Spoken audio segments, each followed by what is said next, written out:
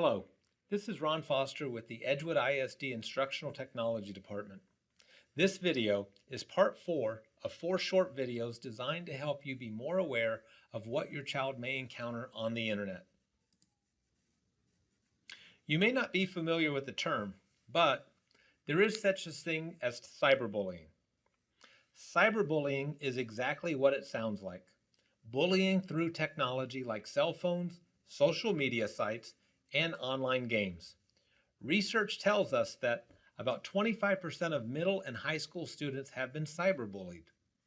About 16% admitted to cyberbullying others. Youth who identify as gay, lesbian, bisexual, or questioning are more likely to be involved, both as a victim and as a bully. Some examples of cyberbullying include sending someone mean texts, photoshopping or altering a picture to embarrass someone, creating a fake profile to post defamatory information or images, posting fight videos online to embarrass the person who lost, spreading rumors and gossip online, posting pictures intended to embarrass someone, sending threatening or harassing comments. Even young children who don't use social media or cell phones can experience some form of cyberbullying while playing online games or playing in a virtual world. For example, they may be exposed to inappropriate language while chatting, taunted by other players, targeted by more experienced players, and ignored by other players or excluded from playing.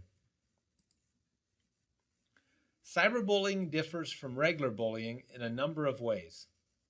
It often spreads faster than in-person bullying because of instant online communication, has a wider audience because it can easily be sent to a potential unlimited amount of people.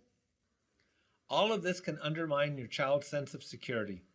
They don't feel safe at school because cyberbullies are frequently classmates and other peers.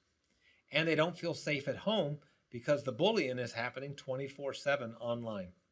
You may have heard a lot about cyberbullying in the news because of a high-publicized teen suicide. It's important to remember that although cyberbullying can be extremely devastating for some victims, suicide as a result of cyberbullying is extremely rare, and there are usually other factors at play. Researchers have looked at cases of cyberbullying-related suicides and found that most teens who committed suicide were bullied both at school and online, and many of the teens had some type of mental illness, such as depression. Though it is rare for victims of cyberbullying to commit suicide, cyberbullying can still have very serious effects on the children who are targeted, including depression, anxiety, academic problems, and more. Children and youth need to know that they are responsible for their online behavior. Choices young people make about what to post and how to treat others online can have positive or negative consequences for themselves and for others. This video was created by Trend Micro as part of their What's Your Story contest. This is a line, and this line is mine. You will kindly find my feet and my spine are perfectly aligned. You'll also find that on either side is a plus and a minus sign. Right now I'm on this line, minus this, now I'm online. This is a line, and this line is mine. You will kindly find my feet and spine are on the plus side. Now I'd like to assign and also define what one might find on this side of the line. I will not pretend that there are no consequences of saying something offensive online, no matter what my ignorant friend says. Because words are all I have, and yeah, I know it's sad. We hide behind the mask of the latest social networking fad. So there's respect in my status, whether through Mark Zuckerberg or Tom, and I'll treat you the same in person, and yeah, I'll accept your friend request, Mom. This is a line, and this line is mine. You will kindly find my feet and my spine are on the minus sign. Now I'd like to assign and also define what one might find on this side of the line. Now I might seem unassuming, but if you only knew what I was doing, brewing, spewing, spitting venom when I'm at that screen, I ruin. Reputations I will splatter. Typing faster, I get madder. All the insults I will gather. You're so lucky, it's only sadder. Day. You have one day. Oh yes, Sunday. for my words to die away. And on that one day, oh, I must say, you're going to wish you had a different name. But then it's Monday, and at school, I'll remind them all of what I said. Then it's Tuesday, and then it's Wednesday, and then we'll all find out you're dead.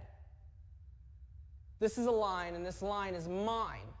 And now that I've assigned what one might find on either side, you will kindly find that my feet and my spine are on the plus sign. And I'm not moving. Where are you? As you can see, cyberbullying can have a tremendous impact on children. That's why it's so important for you to understand the issue. To combat cyberbullying, you need to know who is involved. Here are the major players. Cyberbullying can be someone who instigates the bullying or someone who joins in. Victim, the one being bullied, usually both online and offline. Bystanders, those who stand by and watch the cyberbullying happen, but do nothing. Your child may fall in at least one of these categories, sometimes more than one, because many children who are cyberbullied also cyberbully others. They have also probably been bystanders at one point or another. Let's talk about how to address children in each of these categories. Because cyberbullying can be so far-reaching, it greatly impacts its victims. If your child is being cyberbullied, he or she may suddenly stop using the computer or cell phone, act nervous when receiving an email, instant message, or text, seem uneasy about going to school, or withdraw from friends and family. If you see any of these signs, don't ignore them. Cyberbullying victims need to feel that you are taking the problem seriously and that you are going to do everything that you can to help. Here are some specific ways you can help if your child is a victim of cyberbullying. Support your child. Stay calm, but don't downplay the incidents. Thank your child for coming to you about the cyberbullying issue. Review what happens together and see if there are steps the child can take to address the issue. Consider saving the evidence. Ask the school or the police about taking the screenshots and printing out any messages. If there is an investigation, they may want to see proof of what's been posted.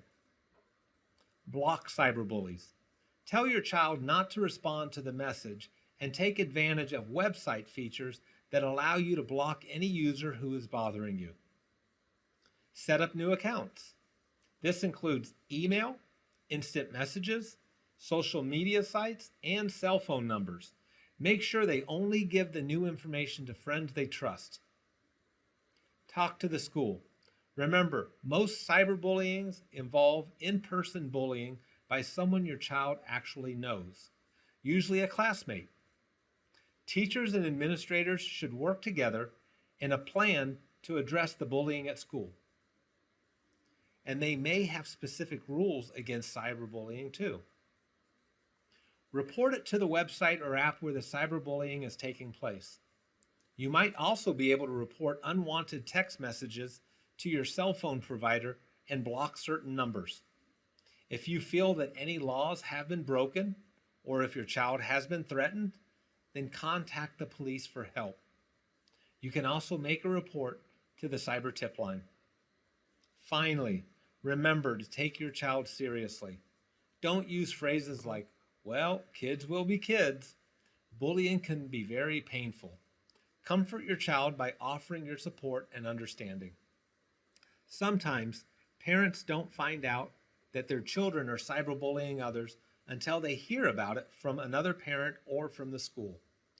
Be proactive and look for these signs.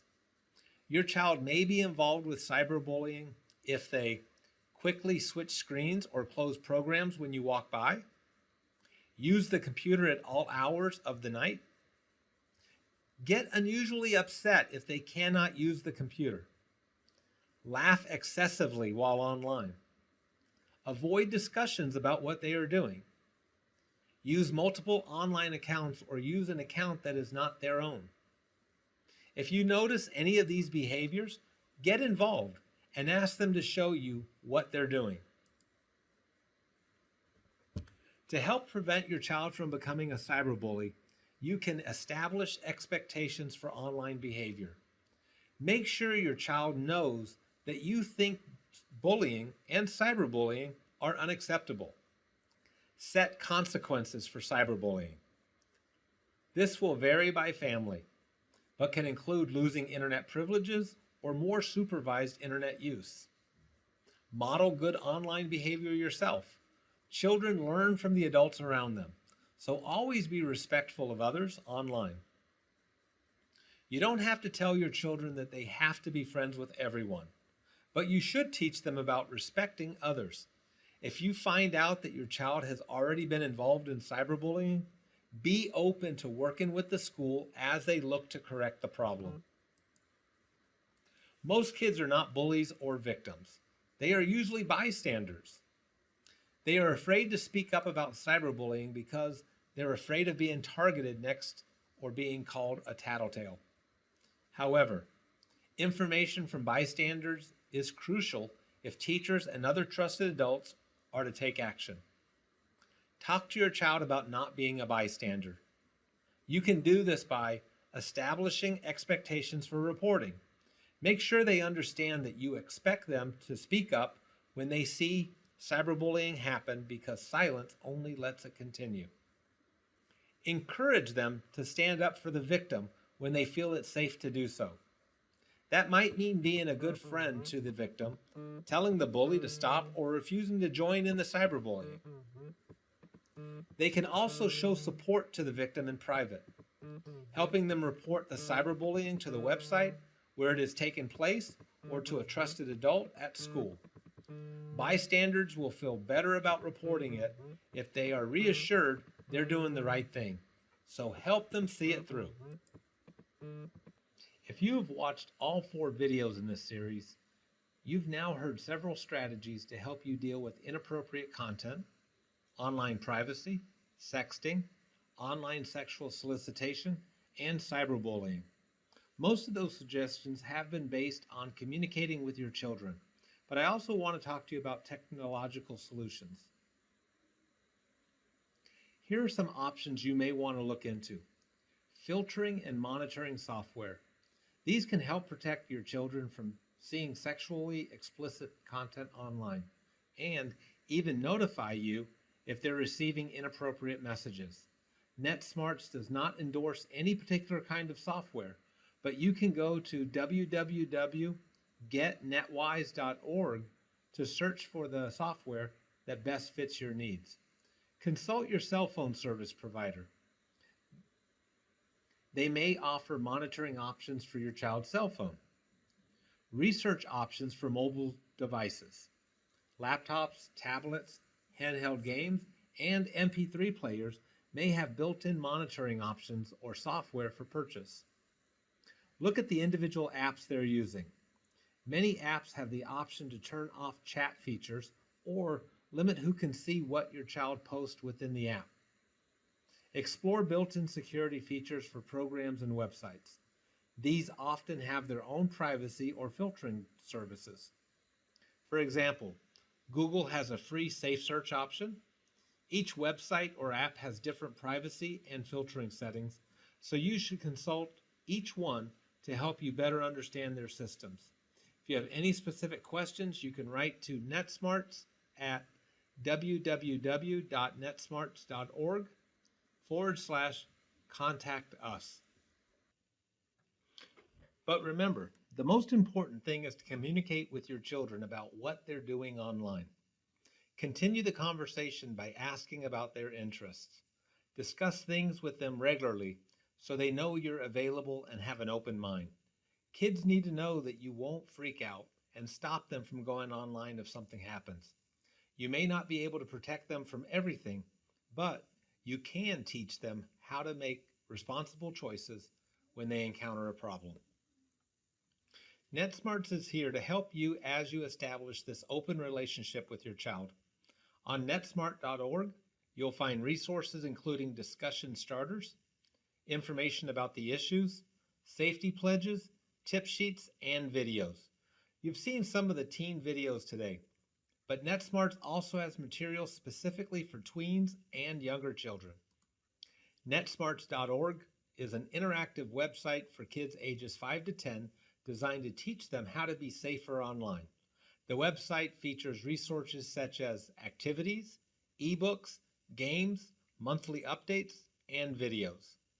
NetSmarts is a great resource for teachers to use in their classroom or parents to use at home. Kids adore the NetSmarts safety spokes robot, Clicky, and learn lessons by singing songs and tuning in every month for his updates. This is Ron Foster with the Edgewood Instructional Technology Department. This concludes the NetSmarts series on Internet safety. Thank you very much.